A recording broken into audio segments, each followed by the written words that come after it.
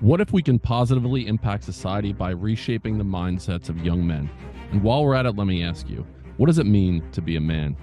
My name is Dennis Meralda, a father, a teacher, a coach, a mentor, and a principal with over 2 decades of experience shaping the minds and characters of young men across the United States. If these questions resonate, if you're a young man looking to improve your life or a parent looking for tools to help your son become the best version of himself, the Building Men Podcast was created for you. What is up, everyone? Welcome to the Building Men Podcast, or welcome back if you are a long-time listener. There have been only a few guests that I have been as pumped to interview as I am to interview our guest today. He has transformed my thinking, not only as a parent of 3 kids, but also as a longtime educator, middle school principal. His work should be at the pinnacle of everything we're doing in education. There should be either a class taught about this man's work, or it should just be infused into everything that's going on in education. So you know how passionate I am about what we're about to hear right now. Let me introduce everyone to Nir Eyal. He's a writer, a consultant, a teacher. He teaches about the intersection of psychology, technology, and business. He was a teacher and a lecturer at the Stanford Graduate School of Business. He co-founded and sold a couple companies, and he's the author of 2 best-selling books, Hooked, How to Build Habit-Forming Products, and Indistractable, How to Control Your Attention and Choose Your Life. That book in particular really had a major impact on my life. Nir, what's up, man? Welcome to the podcast. Well, thank you. What a great introduction. Thank you so much. I'm super honored, and I'm so glad. Like this is catnip for authors to hear that you found it so helpful. So thank you so much. I'm truly honored. Oh, my pleasure. And I'm going to start with, you remember the movie Jerry Maguire? Renee Yep. Zellweger, Tom Cruise. Well, Tom Cruise comes back and he goes, hello. And then he's like, where's my wife? And Renee goes, you had me at hello. It's the big moment, the tear joking moment. For me, as I not only read the hard copy of your book, I've listened to the audio book several times.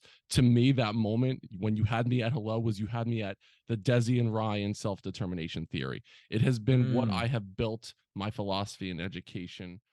To learn more about our programs, including one-on-one mentorship coaching, the foundation, our Building Men online group community for young men, or to bring a Building Men experience to your school, check out our website, buildingmen.io, or click the links in the bio. Now, back to the show. It has been what I have built my philosophy in education around, and I truly believe in it. And you talked about it a lot in the book. So can you give us a little bit about the self-determination theory, what it is and how it's impacted you? Absolutely, and to give them proper credit, it had me at hello as well, because it's such it's such an underappreciated and I think really overlooked uh, cornucopia of understanding, right? It explains so much about the human condition, in particular when it comes to children.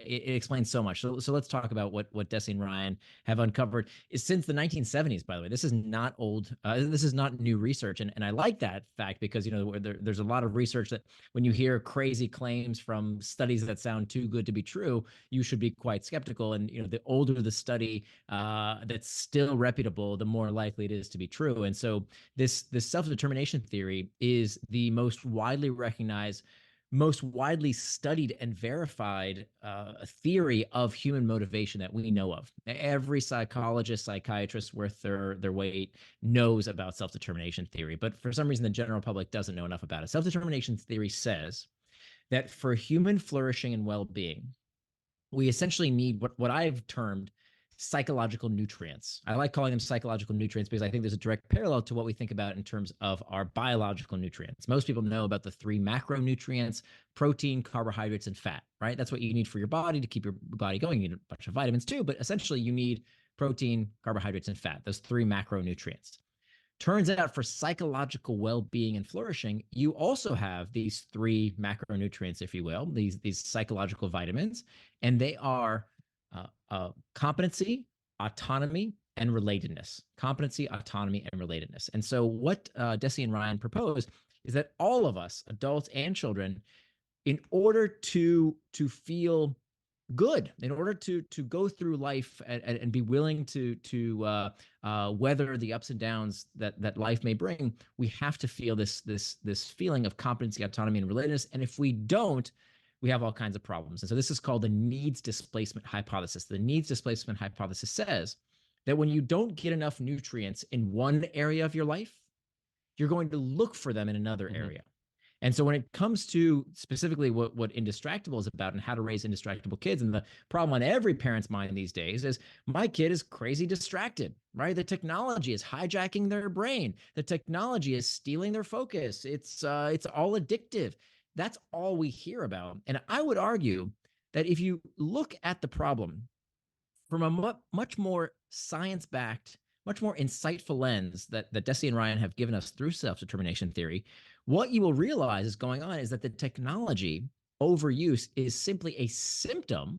It's not the disease. The disease is that our kids are increasingly starved of these three psychological nutrients: competency, autonomy, and relatedness. Would you like me to go through why that is? Oh, absolutely. Okay, great. So competency, let's start with competency. So one thing we've seen, along with the rise of technology use, along with the rise of more teen mental health issues, at least in the English-speaking world. For some reason, by the way, we can talk about this. We don't see the same things happening in the non-English-speaking world, and there's some reasons for that, which actually gives credence to the theory that it's not the technology. Because Right. let me tell you, the kids in Japan, the kids in Norway, the kids in South America, they use these technologies just as much as American kids, but they don't suffer the same consequences. And I think there's some reasons for that. Starting with that, what occurred along with the rise of mental health issues and the rise of technology use around 2008 is called the No Child Left Behind Act. And as an educator, you know what the No Child Left Behind Act was all about. It was about testing the hell out of our kids, right? And it's one of the reasons why I some. left education, coincidentally Is that enough. It right? was 100% near. It was, I mean, I do believe that there is some credence in like knowing where we are as educators, but it became, we were testing kids 4 or 5 times a year, and it was all about the test. And I was told by boards of education and superintendents, we need to raise our test score. It's not about how the kids are feeling emotionally. We need to get our test scores up 2 or 3%. So I'm right on board with you there. Okay, so this is exactly right. And were you in one of these school districts where teacher pay was tied to the test scores? There were student growth objectives and student growth percentiles that they had to raise the test score a certain percentile to be able to, you know, to meet their benchmark as it related to the kids' test scores. Right, right. So I'm not rallying against all testing. I'm rallying what I think was the inappropriate use of these testings, because what it did for a subset of kids is that it told them, as you said, not from my mouth, from yours, 4 times a year, you are not competent.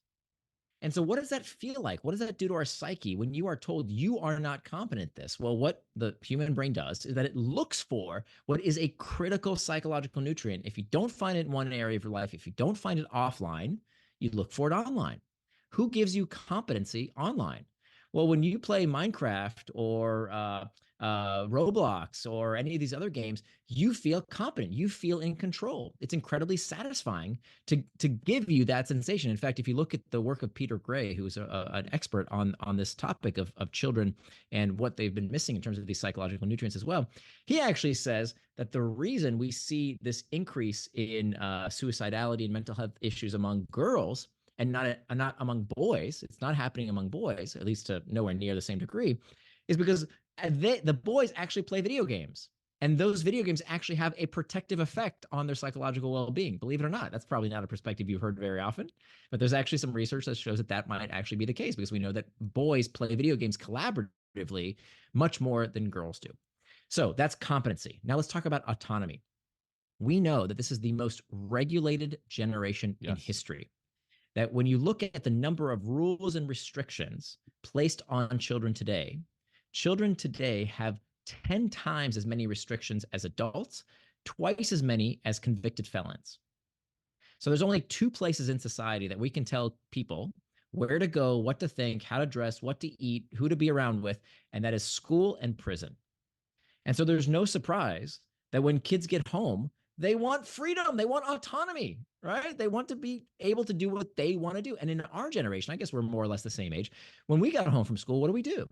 we would hang out. We would do a bunch of nothing. We would go to the 7-Eleven. We would like go build things Go with throw Legos. We rocks would at the like stop sign, right? You're exactly. We would adventures. You go go on jump in the adventures. lake. Exactly. Go on adventure. We would have freedom. And so what happens today when kids come home? Okay. If you have the means, if you have the money, you don't come home and play. Oh, no, no, no. You've got after school programs. You've got test prep. You've got swimming lessons. You've got Chinese lessons. You've got ballet. You've got football. You are scheduled to your teeth with all these things that you've got to do all day long. And so you don't have time to judge your own schedule. And so, and that's if you have money. If you don't have money, what do kids do? They come home behind, behind closed doors, behind latch keys, and they're expected to do something at home because what we've seen is the media has perpetuated this myth, this lie that things are unsafe, right? Stranger danger. You can't let your kid play outside anymore. You'll get arrested. And that has actually happened. There are states, Maryland, I think it was just last year, parents were arrested for letting their 2 kids play a mile away from their home. They were considered negligent parents, and they were arrested for doing that. I mean, this is terrible. And so now, thank goodness, there are many laws being passed called free-range kid laws that say it's okay to let your kid play outside. But what's that? Unbelievable. Free-range kid laws. It's That's right. unbelievable. That's right. And so when you think about autonomy, again, if you're not getting it offline in the real world, where are you going to get it? Well, online, you're a god of this online universe. You can feel freedom. You can go wherever you want in Roblox or Fortnite or any of these games. You feel like you're autonomous. You have choice. And then finally, what's happened also as a result of overscheduling is a real detriment to relatedness, and that's that third psychological nutrient. We know, again, referring back to the work of Peter Gray, who has actually tracked the number of hours that kids spend in free play. Free play is time spent without the gaze of teachers and coaches and parents, but just time for kids to be kids. Because play, if there's one thing that you want to do to protect your kids' psychological well-being, it's let them play. Play is where we learn our place in the world. And we're not the only animals that do it, right? Puppies play with each other, chimpanzees play with each other. Play is critical for psychological development and wellness, because it's one thing if a parent or a teacher says, hey, don't do that, right? We know how we feel when we're told what to do by an elder. But if a friend tells you, hey, if you act like a jerk, I'm not going to play with you. Right. That builds resilience. That tells us how to get along. That tells us how to negotiate a conflict. But we are starving kids of play. When I was a kid, I'm sure when you were a kid, the neighborhoods of this country used to sing with a song of children playing. You don't hear that anymore because we've so overscheduled kids and we keep them inside. Well, what are they going to do? Right? When they get that moment of autonomy, they go online, and they go online to connect with friends. If you look at Fortnite, for example, I always tell parents who tell me, oh, my kid's online too much. I said, do you actually play these games with your kid? Have you ever tried to play Fortnite? It's not a video game. It's a place to hang out with your friends, right? That's what it's really about. And so that's really this sorry for the long explanation, but that's really the core of why I believe that the lack of these psychological nutrients is really the disease that we need to fix, that the tools that the kids are using are just the symptom of that dysfunction. I agree, and you're spot on. I also, as I work with students now and with educators, I also add in the need for fun and the need for safety. But that's really built into your response as well, especially the need for fun. Here, when you think about, again, growing up in that time frame in the 80s into the early 90s, it was you go out and you come back when the streetlights come on. That was Right. the key that everyone, okay, it's time for us to get back to the house. And there's such power, especially as a parent or as an educator, to allow your kids to go out and figure out, all right, we're going to play a game right now. We have a ball, we have, a bat, and we have, a whip, whatever the hell it is. And like, we're going to figure out the rules of this game. All right, we're going to split up in teams. Let's figure out how we're going to make these teams equitable. All right, you're on this team. We're going to choose captains. What happens if there's a foul? How do we manage the conflict there? What if one team blows the other team out? Are we going to adjust the game then? There's so many things that are going to happen in this game by the adults not micromanaging everything. And that's where the learning truly happens. And the kids, like you mentioned, build resiliency there. So there's such power in letting your kids play, letting them go out and explore and do those things, be kids without being overscheduled. The other thing I thought about too, Nir, was, again, I'll bringing it back to that, old movies, old television shows, and the commercial. It was a really striking commercial to me as I was growing up. There was a guy who finds a box of drugs in his kid's closet, right? And he's like, do you know what this stuff does to you? Who taught you how to do this stuff? And the kid's like, you are right. I learned it by watching you, Dad. And there's this moment, and it's like, parents who use drugs have children who use drugs. So a lot of the things that you talk about in here is like the technology is not inherently good or bad. It's a thing, it's a tool for us to use. But as parents, we need to be able to lead and to guide and to set the stage. So talk to me a little bit about advice that you give to parents when they feel like my kid is addicted to technology right now. Right. That is the first piece of advice I tell them. I said, you may not know this, but your child was born, as every child is born, with these tiny invisible antennae. You can't see them. They're there, but they have these tiny invisible antennae, and they come pre-installed with a hypocrisy detection device. Right on. Every child has this. I had it when I was a kid. You had it when you were a kid. If you saw your parent being a hypocrite in any small way, you detected that right away. Yep. Right. So we cannot tell our children to get off technology, stop using screens so much, get off your phones while we're checking email and Facebook as we're saying it. It does not work that way. We have to be consistent.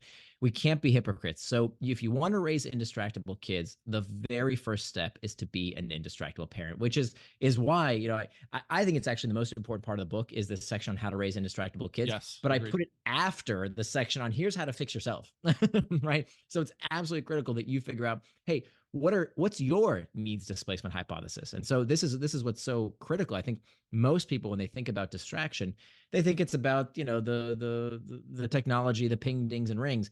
And all those are called external triggers. All those notifications, all those things in our environment, those are called external triggers. But studies find that they're only the source of 10% of our distractions. 10% of our distractions are caused by things outside of us. 90% of our distractions, and we know this from time studies, 90% of the time that we get distracted, it's not because of what's happening outside of us, but rather distraction begins from within. And so just as when it comes to our kids, understanding, wait a minute, what is the psychological itch that this technology is scratching for them? When it comes to reassessing our own behavior, it's not that simple to just say, stop it, right? In fact, that's going to make it worse. Mm-hmm. We know that leads to what's called psychological reactance, this rebelliousness that we all have when we're told what to do. So a much healthier way is to stop and ask myself, wait a minute, what is this a symptom of? What am I escaping? What's the internal trigger? Is it stress, anxiety, loneliness, fearfulness, fatigue, uncertainty? What is going on? Because let me tell you, whether it's too much news, too much booze, too much football, too much Facebook, it doesn't matter what the distraction is. If you don't understand what you are escaping, that uncomfortable emotional itch, you're always going to get distracted by one thing or another. So that's the first step to becoming indistractable, both for us and our children, is mastering the internal trigger, or it'll become your master. 100%. And its lessons are caught and not taught. You could say it until you're blue in the face, but if the kids see you doing it, our rule in my family is when we go out anywhere, the phones are in the car. Right, we go out to dinner, and I look around restaurants, and I see parents. You just gave me goosebumps. Can I just tell you this? This drives me nuts. And I love the technology. I mean, look, my book is not a book about why technology is evil and melting your brain. Quite the opposite. I don't think you should tell your kids it's evil. That we're gonna do. We have a lot of '80s references here, by the way. If you tell your kids, drugs are bad, don't do drugs. Drugs are gonna melt your brain. And if we use that same psychology for technology, we're gonna get the same results. That they call our bluff. Right? The jobs of the future require them to use technology. We don't want to scare them about technology, but we need to declare no phone zones. And it drives me crazy when parents don't let their kids use technology when it's appropriate, right? There's so many wonderful things that the screens can do. My daughter, my parents shelled out way too much money on piano lessons that I don't know a lick of piano anymore. My daughter, she wanted to play guitar. I didn't pay for guitar lessons. You know who taught her guitar? YouTube taught her how to play the guitar. And it's wonderful. It's fantastic. So we should lean into that. It's not that all screen time is bad, but there is definitely some parts of our life that we do want to declare no phone zones. But the problem is the reason the kid uses the device at the dinner table, it's not because of the kid, because of us, right? Who gave them the device, right? Who pays the bill, the monthly bill? It's us. And so what you're doing, you're really stealing this opportunity that your kid has, which we definitely experience. It's okay to learn how to deal with boredom, right? That's fine. It's an opportunity to deal with Okay, this is a little boring. So what are my options? I could color, I could join the conversation, I could go play with my brother or sister in the corner, I could do something to fill that time that's not staring at some stupid Right. screen, because then you're never building that capacity. Love that. And there's, again, going back to the 80s, I remember having to be picked up from baseball practice or football practice, and you were waiting for your parent to come, and you just had to wait. You just Yeah. had to, and Imagine that. you hoped, you prayed that they were going to eventually show up, but there was Yeah. no, where are you? I'm done in 1 minute. I'm walking there. Like, what's going on here? When I Right. go Now, to, now there are some situations, sorry to interrupt. There are yeah, some situations that I do think are great for technology. Like when I'm on, when my daughter was younger and we were on a flight or in a long car ride, heck yeah, yeah, go for it. There's no reason to suffer on a long car ride. That's a great time. Planes, trains, and automobiles, sure, why not? Watch a movie. We like it as adults. But if we're going to be together as a family around the dinner table, and the research, by the way, is incredible. We know that children who eat with their families, right, even just one meal a day, they have fewer behavioral issues. They have fewer eating disorders. yes. They have greater patience, and they score higher on tests. They do better in so many different facets just because they've learned that skill to sit around the table and actually have a conversation with the family and to know that the family's there to support them. The stats around, especially my work in building men, is with young men in middle school and in high school primarily.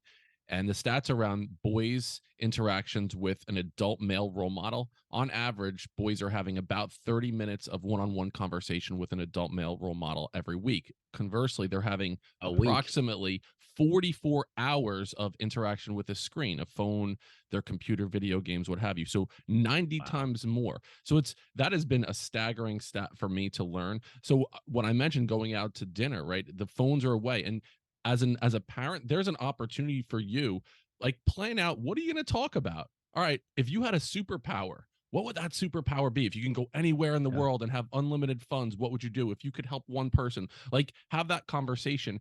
You need to do the work as the parent to do so. The other thing that pisses people off when you go out to a restaurant and they're like, all right, our menu's on the QR code, scan it. And I Mm. say to the server, we don't have phones. And they look at me like I'm crazy. And it's like the record scratches and everyone turns around and looks like, what is going on with this man? So now, at like a local place, when we walk in, they have printed menus. They're like, okay, here Yeah. comes this asshole. Let's give him a printed menu right now. But now my Yeah. kids, I don't have to tell them. They know it's become more habitual in nature that this is what they do when they walk in. I love this. And it's okay, you are really a pioneer when it comes to this stuff. And I applaud you for that. And this is what it's going to take. This is called spreading social antibodies. When there is a new technology that threatens our way of life, that threatens our values, what society does that threatens our health, for example. Yes. What society generally does is we adopt these new social antibodies. We adopt new norms, new manners to make sure that we don't get harmed unnecessarily from these technologies. And so, the story I like to tell is that we've been here before. In fact, I remember, I was born in the 1970s, but I remember very clearly the 1980s, Mm-hmm. and I remember that in the 80s, all of my friends, us included, we all had in our living room an ashtray. Everybody had an ashtray in their home, right? And people just walked into your home if they were visiting you, and the adults would light up a cigarette and Right. smoke in your living room. That's what everybody did in the 1980s. It wasn't weird. Can you imagine if someone came to your house Oh my today God. and just lit up a cigarette? It would be on That the would be evening news. unheard It of, would be on the right? news. Right? It would be so rude that nobody would imagine doing that. Right. Well, what changed? Was there a law that said you can't smoke in someone's private residence? No, there's never been such a law.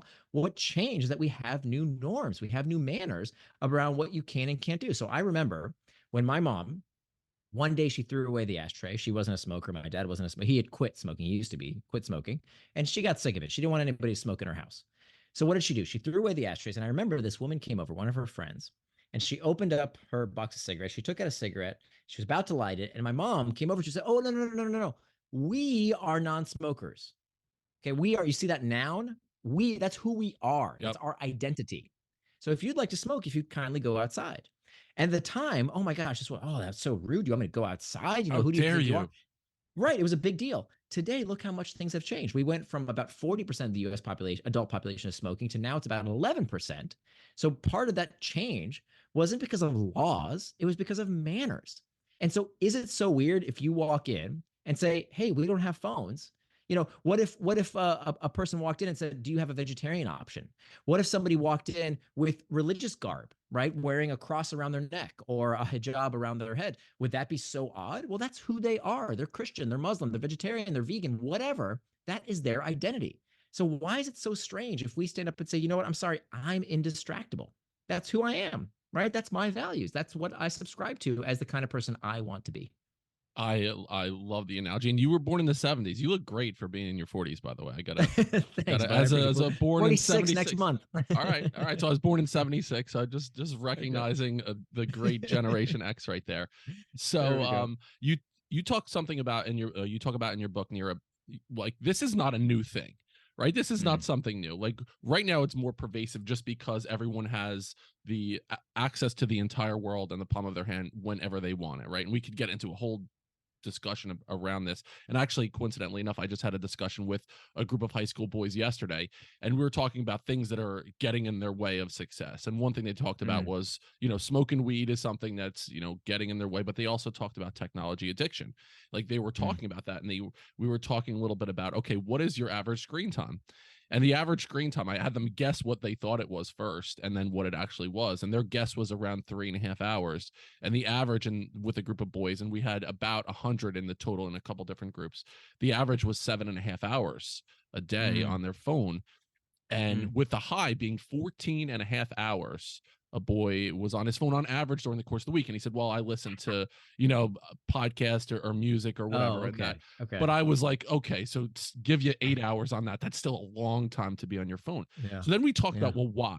What is the reason Mm. why? And so what we got into, and again, using your book as a guide here, I was like, when you have these liminal moments, when you have these moments where you're standing in line at the grocery store or you're driving in your car, I challenge people when they're in line at the grocery store to not pick up your phone and look at it. I challenge you, when you get to a stoplight, it's possible to just look at the sky and to appreciate something, or without having to pick up your phone. So then I asked the boys, what is the emotion that's coming right before you having to pick up the phone, and start identifying what that emotion is now.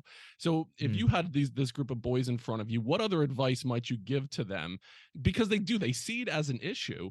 They just don't know how to get over it.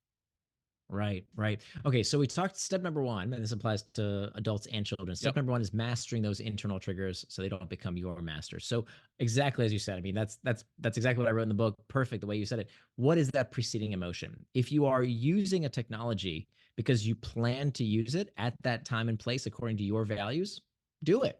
I think one of the mistakes that we make is that we try and moralize and medicalize this stuff. Right. And kids can see right through it. Right. Because actually, you brought up a really good point. Not all screen time is equal. So when we keep track of screen time, is talking to the grandparents over Skype really bad? No, that's great. Is learning the guitar over YouTube bad? No, it's wonderful. Right. There's nothing wrong with that. So first of all, not all screen time is invented equal. The kind of screen time that is not good for us is the one we are using it as an emotional pacifier. Adults do this, kids do this. When we are looking to escape discomfort in a way that takes us away from what we plan to do. So maybe it's a good time to actually talk about what is distraction. So distraction, if you think about it, what is the opposite of distraction? The best way to know what something is to know what it is not. The opposite of distraction is not focus. Most people think it's focus. It's not. The opposite of distraction is traction. Of course it is. When you say it out loud, traction, distraction, they're opposites. They both come from the same Latin root, trahare, which means to pull, and they both end in the same 6-letter word, A-C-T-I-O-N, that spells action, reminding us that distraction is not something that happens to us. It is an action that we ourselves take. So traction, by definition, is any action that pulls you towards what you said you were going to do. Things with intent, things that move you closer to your values and help you become the kind of person you want to become. Those are acts of traction. The opposite, distraction, is any action that pulls you away from what you plan to do, away from your values, away from becoming the kind of person you want to become. Those are acts of distraction. Now, this is not just semantics. This really matters, because I would argue that the difference between traction and distraction is one word, and that one word is intent. That, as Dorothy Parker said, the time you plan to waste is not wasted time. So if you want to go on social media, if you want to go on Fortnite, if you want, whatever it is you want to do, you want to watch Netflix, whatever you like to do with your time and attention is fine. Let's stop moralizing and medicalizing this stuff, just with a little asterisk. Age appropriate, Okay. Right. I'm talking to the adults when I say about social media and all that. Of course, the companies will tell you your kid has to be 13 in order to use social media. I think it actually should be quite a bit older, but that's a decision between you and your kids. Do me a favor, do not let under 13-year-olds use these technologies. Even the company says don't let them use it. So that's silly, right? I don't want to hear about it if you're letting your under 13-year-old use these social media products. I think it should be more like 16, 17, 18. But assuming it's age appropriate, there's nothing wrong with playing video games or going on social media as long as that's what you plan to do. So, step number one, master the internal triggers and have tools in your toolkit ready to go. So, what I would advise these boys, that's what I would advise their parents as well, is you want to have a plan in place, right? If you want to summarize my 10 years of research, it's this mantra: the antidote to impulsiveness is forethought. The antidote to impulsiveness is forethought. If you wait till the last minute, you're sunk. You're going to lose, right? If the cigarette's in your hand, you're going to smoke it, right? If you're on a diet, but the chocolate cake is on the fork, you're going to eat it. If you sleep next to your cell phone every night, it's going to be the first thing you reach for before you even say hello to your loved one. It's too late. But if you plan ahead, if you have tactics ready to go to say, okay, I know why I get distracted. It's because when I get home from work, I'm tired, I'm stressed, I'm anxious, I'm lonely, whatever the case might be. I know what I'm going to do to deal with that discomfort in a healthy way that leads me towards traction rather than trying to escape it with distraction. So the first thing you want to have a toolbox full of techniques that you can use at your disposal whenever you feel that discomfort. Okay, I see what's going on here. Now I know what I'm going to do. I'm going to use the 10-minute rule. I'm going to use surfing the urge. I'm going to reimagine. There's a dozen. I'm not going to go into all of them, but there's a dozen different techniques that you can use just to manage those internal triggers, right? So I want you to have those ready to go. The next step is to make time for traction. That's step 2 to becoming indistractable. Making time for traction says that, hey, if you want to do any of these activities, they're all fine, but put them on your schedule. And this is great advice for parents, because what parents don't realize is one of the best things you can do if you find that your kid is overusing technology, one of the best things you can do is schedule time for it. Right. Like actually put it on their calendar. Okay. Why is this so effective? Let me just tell you a quick aside. When my daughter was only 6 years old, we noticed that she was spending a lot of time with the iPad. And I was doing this research and I wasn't really sure what to do. And the past practice was berating her, right? So stop using the iPad so much. And then I started doing this research, learned about self-determination theory, and started changing my mind. And what I did was I wanted to give her the agency and autonomy that I knew she was missing. So here's what I did. I didn't scare her and say, oh, it's going to melt your brain. It's bad for you. Stop doing that frivolous activity. What I did instead was to say, look, honey, the cost of using this technology, right? The cost of so much screen time, of this particular screen time, is that you don't get to do other things you like. You don't get to hang out with your friends. You don't get to color. You don't get to be with mommy and daddy. You don't get to go swimming. You don't get to do the stuff that you like to do because you're spending time watching videos. At the time, she loved watching children's cartoons on Netflix on the iPad. So I said, okay, here's the question for you, honey. How much time, given all the other things you like to do, how much time, and she was just 6 years old, how much time would you like to spend with the iPad every day? I asked her. I gave her the opportunity, her the decision-making power, her the autonomy. She thought for a while. I thought I was bracing myself for her to say, oh, I want 6 hours. That's not what she said. She said, I want 2 episodes. 2 episodes. So 2 episodes, about 45 minutes. I got no problem with that. We know that the literature says that 3 hours or less of age-appropriate content has no deleterious effects, right? So 3 hours or less, and we're not talking about very, very young kids. We're talking about toddlers and up. 3 hours, as long as it's age-appropriate content, no problem. So I said, okay, fine, 2 episodes. Now, I'm not going to be the policeman, okay? How will you make sure that time's up? What are you going to do?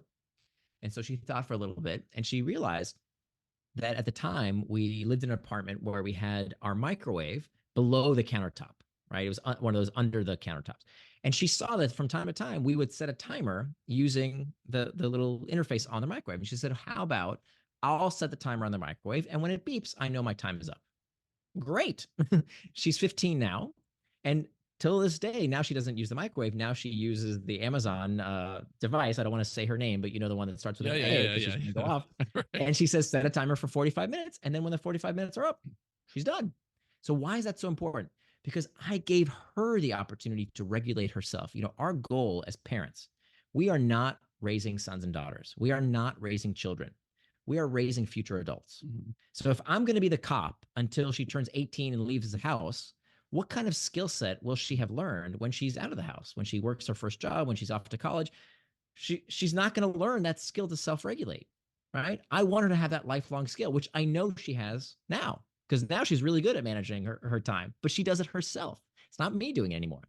So it's fine that she watches YouTube videos or talks to her friends on WhatsApp or whatever she does. That's up to her, but it's scheduled.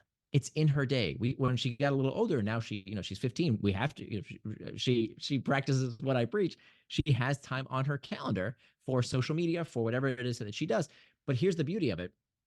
Because it's scheduled, one, I don't have to police it. Right. But two, she doesn't have to ruminate on it. What parents don't realize is when we tell our kids, you go on social media after you finish your homework, after you do that, after you clean the dishes. What you don't realize is they're thinking about it the entire time. When can I go on Fortnite? When can I hang out with my friends? When can I connect with my buddies? Right? As opposed to when you say, oh, okay, 8 o'clock. That's your time for an hour or whatever time you guys agree to. That's my time. So they don't have to think about it all day. They know that's the time I want to do that activity. And now I don't have to constantly ruminate on it. So they can actually know the time is planned for in advance. It's like you talk about the ironic process theory, right? It's if you tell your kids don't think about a pink elephant juggling, don't think about it, they're going to think about that, right? And we do the same thing as Exactly. human beings, our reticular activating system, and we start to see the things that we focus on more and more. I did an exercise yesterday with the boys, and we were talking about our best future selves. All right, the 25-year-old you, what is that man like? You know, what are the character traits that he has? Who is he as a human being? And I said, okay, what can you do to close the gap there? And I asked the boys, I said, have you seen a red car in the last 24 hours? And they're like, yeah, I've seen a red car, that's for sure. And I said, well, how many have you seen exactly? And they're like, dude, I have no idea how many red cars I've seen. And I said, what if I give you $100 for every red car that you've seen in the last 24 hours? Will you tell me exactly how? And they're like, hell yeah, I'll tell you. Why? Well, because there's an opportunity. And I'm like, oh, so if there's an opportunity there, you're going to look more in that direction. So as human beings, that's what we're attracted to. If we start to look for things, we'll see them. Same thing with a negative piece. If we're looking for those Right. negative pieces, and then if we're like, don't use technology, what they're hearing is technology, technology, technology. The other thing That's that I it. thought about too. And when we tell our kids, and this is something that I think we see a lot, when we tell them a self-image that we reinforce, the same exact metaphor applies for looking for the red cars. When we tell kids they're addicted to technology, when we tell them that their brains are being hijacked, and you hear people saying this kind of stuff. A lot of the media, by the way, the popular media loves it. It's a great story because they're of course in competition. They know that every minute you spend on social media, you're not spending watching Yes. CNN and Fox News and New York Times or whatever. They're in the same exact business, right? They make money by monetizing your Yep. eyeballs. Same, they're competition for the social media companies. So they want to build this narrative, and it's actively harmful. Because when you tell somebody, oh, you're so addicted to those video games, you start integrating that into your self-image. Maybe I am addicted to video games. Maybe I can't stop. And so what you eventually breed is what's called learned helplessness. When you tell somebody you can't and they believe they can't, and I hear this from parents all the time, my kid can't stop, I can't stop, right? Well, what are you going to do about it if you think you actually can't stop? Nothing. What's the point? You've Right. already decided there's nothing to be done. And so that sense of learned helplessness, it's over. You've lost the war at that point because you won't do anything about the problem. Agreed. And it's like that victimhood mentality that people will get themselves into. I love what you did, Nir, with your daughter, with giving her the opportunity to, one, meet that need for autonomy, but then two, she was able to monitor the progress of her, using the technology herself, which is such an important piece. What I do in schools is I let kids and groups that I run, I let kids come up with what does our social contract look like? What, like, Nice. if we're going to have a set of like rules or things to guide us, I want your input in it. So this way they're more likely to follow along with whatever it is because their voice was a part of the space. And then, okay, what happens if there's a rule breaking behavior here? What do you think Mm-hmm. about it? Like, let's set Mm-hmm. the stage up. Let's problem solve in advance. What happens if this is broken? So for your daughter, all right, what happens if you watch 9 episodes of whatever? What would the consequence be? So when she has an opportunity to get her voice a part of the space, now that it's not, well, daddy says this or mom says this, it's, I was a part of the creation. Okay, I need to accept the consequence because I was an active part in creating that rule. So Yeah, I that's appreciate absolutely that right. work. Really appreciate that work with you. You know, like it Now, just, now it takes a little more effort. I will tell you, right? yes. Nothing about parenting is easy, but I would argue nothing in life worth having is easy. It requires, the easiest thing to do, and something you will never hear in my household, God forbid you should hear in my household, is because I said so. Right? The easiest thing in the world to Yeah. say, like, stop acting that way. Why? Because I said so. Right. It Right. takes it takes when, and believe me, that's all I want to say. Right? But trash is not taken out. Why don't you take out the trash? Because I said so. But if you don't have them think about natural consequences, you're not raising an adult. You're raising a child. And you don't want your adult to be a child. You want them to grow up and know why it's the right thing to help out around the house, why it's, why morals are important, why values are important, because they have integrated them into their lives. And that might require a few minutes of sitting down and having a civil conversation around, well, here's the natural consequences. And sometimes, and I think this is something that parents resist, you have to let them fail. You have to let them fail. Let's say you've had this discussion, you figured out, okay, it's 1 hour a night, a fortnight, or whatever it is, and then they go way over. And oh my goodness, they didn't study for the big math tests, right? What would you do? A lot of parents will say, oh my God, we have to make sure you pass the test. You know what I would do? Let her get an F on the test. Let her get an F. It's fine. That's the natural consequence. That's that. But we're so scared about, oh, everything has to be perfect. We have to snowplow all the problems out of our kids' way that they never. There's that book called the virtue of a skinny, that we want our kids to fall from time to time. That's how you learn to walk and then to run, is by suffering the natural consequences of your behavior from time to time. Highly recommend audience listening to the TED talk called the Super Mario Effect. It's unbelievable, and it talks about how we process failure in our lives. And one of the biggest conversations I had as a principal with parents that were arguing over their kids' grades, let them Mm, fail. Let them go through the mm-hmm. process of falling down. You mentioned skin knees, falling down. And then, okay, let me make an adjustment internally because whatever I did, I was not successful. So was it because my preparation for this? Was it because of how I tried to execute it? Was it because of whatever the myriad of things it could have been? But let the kid go through that without you as the That's parent, right. again, intervening, like we talked about before, letting them go outside and play. So I applaud that work as well. One thing you talk about too, and you mentioned, the surfing the urge. You mentioned the 10-minute rule. The 10-minute rule is one that I use with the kids, and it's like, okay, what is, you want to use the technology? Can you put it down for 10 minutes? But with kids right now, especially in middle and high school, the boys, 10 minutes is like saying, get out of the door and go run a marathon. So for me, Mm, I'm like, let's start with 1 minute. Let's start with, yeah. can you potentially not pick up your phone for 1 minute? And in that minute, like internal, how are you feeling during that minute? Yeah. Are you feeling like, especially if there's notifications turned on, and we can get into that, how are you feeling during that minute when you want to use your phone and you're going to pause and give yourself that minute? So if kids right now are, okay, I want to, you mentioned a couple steps, but when they feel like they have that need, it's like almost like an addiction type thing. When they have that need and they're ready to grab their phone, is there any other thing that they can do in those moments, Nir, that can help them? All right, is there something else I can think about? Is there a mnemonic device I can use? Anything like that that might be able to help a kid or a parent that's trying to help a kid? Yeah. Well, set the stage for me a little bit. Where are they? Are they at school? Are they at home doing homework? Where is the time when they're doing the schoolwork? So let's say it's from the time that they're out of school until they go to bed at night. And a lot of these kids are going to bed with their phone. And it's another thing I Mm, tell them, like, your environment will eat your intentions for breakfast. Your right. environment will. So what can you do to set the stage for success with your environment? Perhaps putting your phone not right next Yeah. to your bed, setting the alarm. How about an old school alarm? Do you remember the alarms that we had? It was Yeah. that we all had the same exact alarm. It was just like you were born and like eventually you got this alarm. There was nothing else that you Right. can use. So like say it's after school until the time they go to bed. Okay. Perfect. Okay. And what age child are we So talking say about? we're talking about middle or high school kids. Okay. So middle or So high school. All right. So 15, terrific. 14, yeah, so your daughter's age.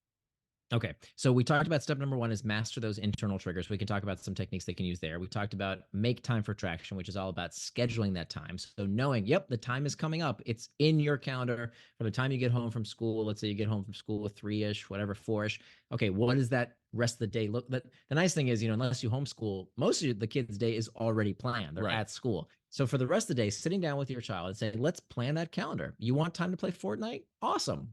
Let's put it in the calendar. How much time do you think is appropriate, given you got to do homework, you got to do your chores, all the other stuff you got to do in your life? You want to hang out with your friends.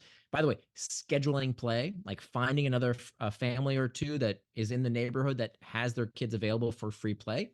What I found, a big thing that I found with my daughter and all her friends and the kids I've worked with over the past decade is when they have the option for quality play, like to actually do something fun with their friends, somehow they don't want their phones anymore, right? There's that awkward moment when they get together and nobody knows what we're supposed to do. But literally, it's like 5-10 minutes. And if somebody's like, hey, let's play this game or let's go outside, let's go run around, all of a sudden they don't care about their phones anymore. Again, they're using the phones as the last resort, as a symptom of not having this critical time to play with their friends. So scheduling time for play. So let's say we schedule time for the device as well. Then let's talk about the third step, which is hack back the external triggers. The external triggers are all the pings, the dings, the rings. And this is very important, I think, from a parental perspective. You talked about sleeping next to your cell phone. I think every parent, there's not many things that I'm heavy-handed about, right? I think most things need to be a conversation with your child, even if your child is 4, 5, 6 years old. If they're verbal, they can start talking about this kind of stuff, not with tons of depth, but certainly if we're talking about middle school and high schoolers, absolutely you can sit down and rationalize this stuff and reason with them. But when it comes to anything that beeps, buzzes, or boops in the bedroom, no way. That's not only phones, that's televisions, that's radios, that's laptops. Not only is that a rule for my daughter, it's a rule for me. We do not have a television in the bedroom. The bedroom, don't tell my kid this, it's for sleep and sex. That's it. That's it. Yes. It's not for watching TV. Watch TV somewhere else, because you're setting such a bad example that it's okay to zone out with this artificial light and anything that can prevent sleep. We know, right? All of us know how important sleep is. I think it's important for adults. It's even more important for children. And back to that hypocrisy detection device, I used to tell my daughter, you have to go to bed. It's your bedtime. And she asked me one day, hey, Daddy, what's your bedtime? Oops. Right?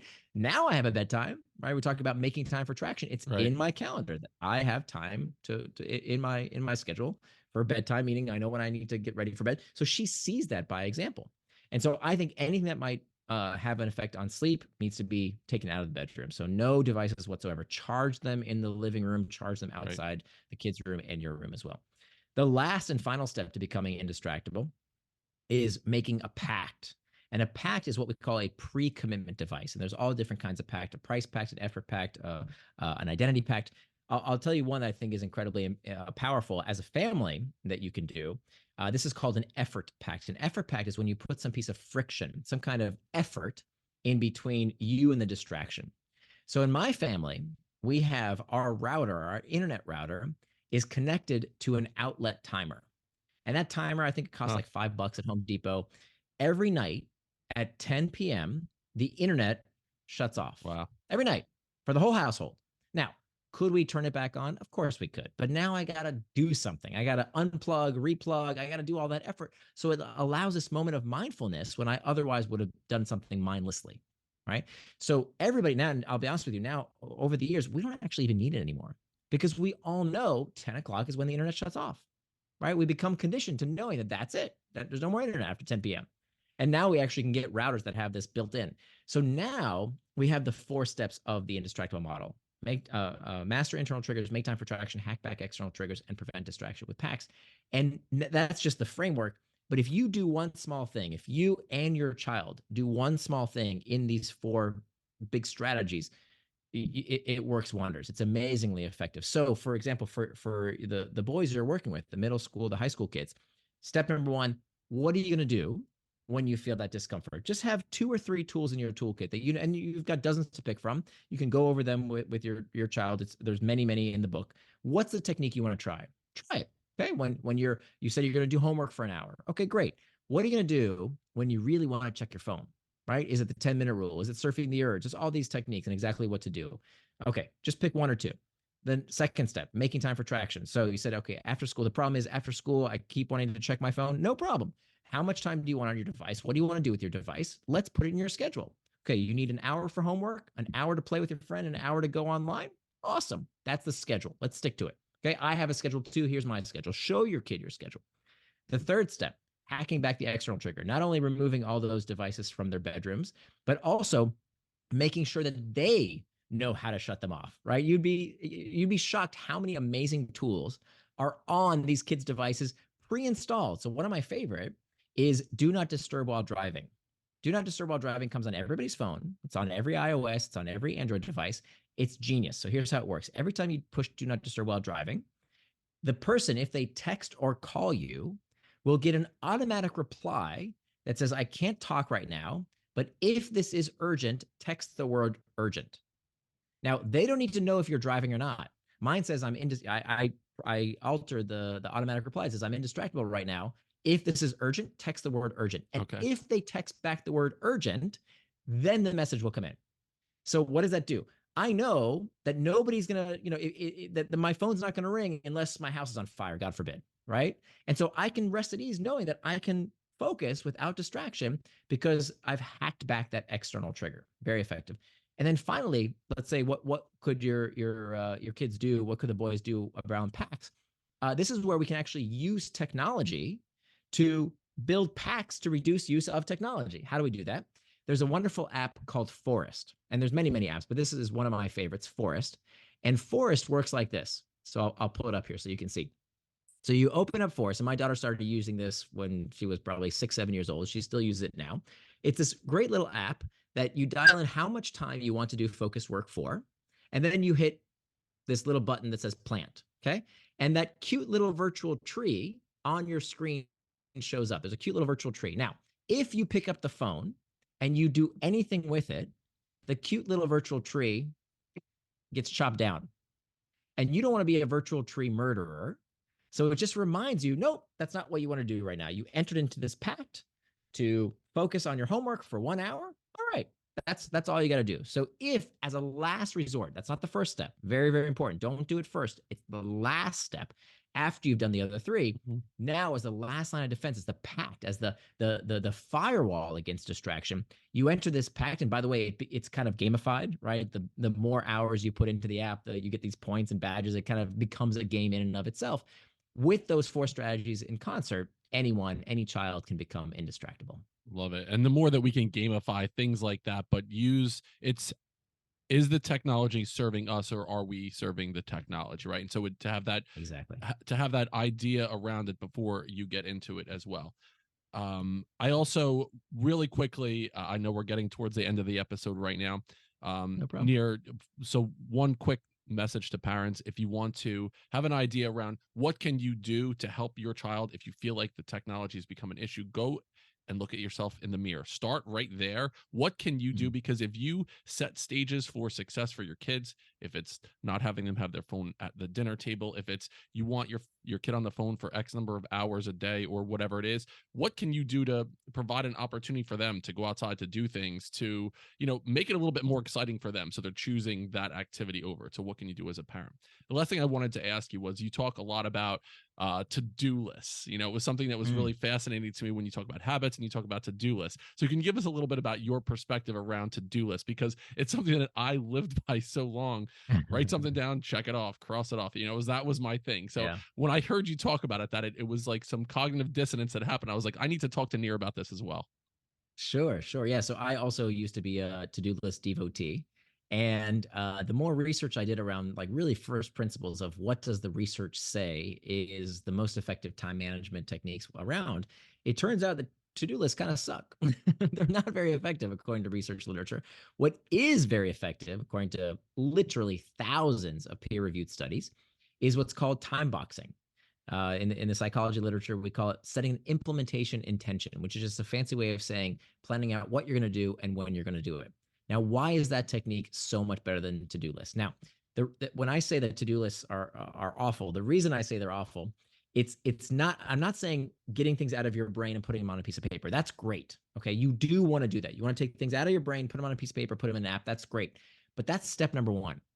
What most people do is that's where they leave it. They say, okay, now I got all this stuff on this app. And they wake up in the morning and say, what should I do today? Well, let me pick out of this menu of stuff that I need to do. And I'll just pick the easy stuff or the urgent stuff. And that's what I'll do. And they never get to the hard and important work they have to do to move their life and career forward. So putting stuff on the piece of paper or in the app, that's step one. Step two is putting it in your calendar. Because remember, you can't call something a distraction unless you know what it distracted you from. This is so important. You can't call something a distraction unless you know what it distracted you from. So if you say, oh, I wanted to do this, I want to do that, and you didn't do it, but you didn't plan it in your calendar, if your calendar is full of white space, what did you get distracted from? You have to know what you got distracted from to say you got distracted. So you have to plan the time. And that time doesn't just have to be for worky, boring stuff. I want you to plan time with your family, right? For years, I would give my family whatever scraps of time are left over. Okay. My work would come first. My buddies would come first. All this other stuff would come first. And they would get whatever little scraps of time are left over. That's awful. Now I sit down, I look at my calendar for the week ahead. By the way, this takes me 10 minutes a week, maybe every night or every Sunday night, 8 p.m. That's my time to look at my calendar. And I ask myself, how can I turn my values into time? If you want to see what someone's values are, you don't listen to what they say. You look at their checkbook, right? You look at how they spend their money and how they spend their time. That's their true values. So it's only by turning your values into time. People say, oh, what's the most important value? What's health? Oh, health, super, super important. Well, do you have time in your schedule for exercise? Do you have time for sleep? Do you have time for proper nutrition, for reading, meditating, prayer, whatever's important to you? Video games, fine. But is it in your calendar? Your relationships, your spouse, your kids, your buddies, your community, is that time in your calendar, or do you give them whatever, little scraps are left over? So that time has to be on your schedule. And then, of course, your work. We have two kinds of work. We have reactive work and reflective work. Reactive work is reacting to emails, reacting to notifications, reacting to all this stuff. That's fine. That's part of our day, and we can schedule time for that, as long as we also schedule time for the reflective work, the time to strategize, to plan, to think. That has to be planned for as well. So when we do that, now we have a time box calendar. Now we can actually say, okay, what is traction and what is distraction? And the most important thing, there's a few reasons why this is so much better than to-do list. The biggest reason is that there is a constraint. So with a to-do list, there's no constraints, right? I want to do this, I want to do that, I want to do this, just adding more to your to-do list. So what happens? You get home from work, you've had a long day, right? You feel like you've worked real hard, but here's this list of things that you said you were going to do, you promised yourself you were going to do, and you didn't do. And so what does that do to our psyche if day after day you make a promise and you don't keep it, right? So day after day, week after week, month after month, year after year, you're reinforcing this self-image of someone who doesn't do what they say they're going to do, loser. And so then people start believing this nonsense of, oh, I'm no good at time management. Oh, maybe I have undiagnosed ADHD. There must be something wrong with me. It's because I'm a Sagittarius, whatever, BS they come up with. There's nothing wrong with you. It's this stupid technique we've been using, right? Whereas a to-do list has no constraints. A time box calendar forces you to have constraints. It forces you to trade off and say, look, I'm not going to be able to watch TV for 3 hours because I want to also spend time with my family. I want to work on the house. I want to work on my business. I want to do other stuff. It forces you to make that trade-off, okay, which is sometimes uncomfortable, but is necessary in order to not live your life with regret. If you don't do this, you're going to look back at your life and say, I blew it. I missed the time I could have spent on things that are really important to me to live up to my values. And the one last thing I'll say about this, a big problem with the to-do list is that we get habituated to the joy of checking off the boxes, right? I'll admit something to you. I'm embarrassed to admit. I used to write stuff on my to-do list after I did it, just for the joy of checking it off. How embarrassing is that? Because I was using the wrong metric. I was measuring my productivity based on how many cute little boxes I checked off. And that is the wrong metric. The right metric is not how many cute boxes you checked off. The right metric is one thing and one thing only. And that is not, did you finish? It's not about finishing anything. It's, did I do what I said I was going to do for as long as I said I would without distraction? That's it. It could be for 20 minutes, 15 minutes, it could be for 5 minutes. It doesn't matter. Did I do what I said I'm going to do for as long as I said I would without distraction? If you do that, here's the kicker. Studies find that when you measure yourself just based on that metric, people who use this technique of a time box calendar, they actually get more done. Right. They Makes actually sense. do finish more than the to-do list people, because a to-do list person works on something, works on it for 5 minutes. Oh, that's kind of hard. Let me go do something else. Let me just check email for a quick minute. Let me just go do this. Let me go do that. And they have no idea how long things take them. Whereas somebody who says, look, I'm going to work on this task and only this task for 5 minutes or 10 minutes or 30 minutes, now they have a measure for how far they got, right? You can say, oh, I have to do sales calls. I have to make a presentation. I have to whatever. Okay, how far did I get in that 30-minute block of uninterrupted time? And now I can extrapolate how much more time I need. Our kids can do this too, right? I've got a big homework assignment. No problem, honey. Let's work on it for 15 minutes. Too much? Let's work on it for 10 minutes. Can you do that? Too much? 5 minutes. Let's see how far you can get in 5 minutes. Okay, in 5 minutes, I did 2 problems. Well, how many problems you got? I got 20 problems to do on my math set. Okay, now we can extrapolate. Now we know how long it's going to take you to do. As opposed to if you can't do anything until you finish this. You know what happens. Your kid sits there and is All bored and right. starts doing this and doodling, as opposed to like, okay, we're going to set a little challenge. 5 minutes, let's see how far we get. Okay, well, now you know it's going to take you X amount of time to finish the entire task. And adults can use this as well. The key thing, the thing that's weaved its way through everything is intentionality. Just being really, Right. really intentional, having that conversation with yourself, with your family, with your kids prior to any of this happening, so you're not reactionary in nature. Last 2 questions. Your first is a quick one. What is lighting your fire right now in this world? Like, what is something that you're like, what's the next thing for you? What are you working on right now as you're bringing this philosophy, these ideas to the next generation? You could probably tell in the way I talk about this stuff. I'm super lit up about this because I see a problem that so many people suffer from. You know, I wrote this book for me more than anyone else. It actually took me 5 years to write this book because I kept getting To-do distracted. list. You're just you had it checked off, check the box. Yeah. So it wasn't until I learned these techniques that I changed my life. My relationship with my family is better. I'm more productive at work. I'm healthier than ever before because I just do what I say I'm going to do, and it's just incredibly improved my life. So I'm super lit up about bringing this to others because there's really a solution here. And if you just listen to what the media tells you that it's all technology's fault and there's nothing you can do, well, that's what's going to happen. I think there's a real bifurcation between people who let their time and attention be controlled by others and people who stand up and say, no, I'm indistractable. I will decide how I control my attention, my time, and my life.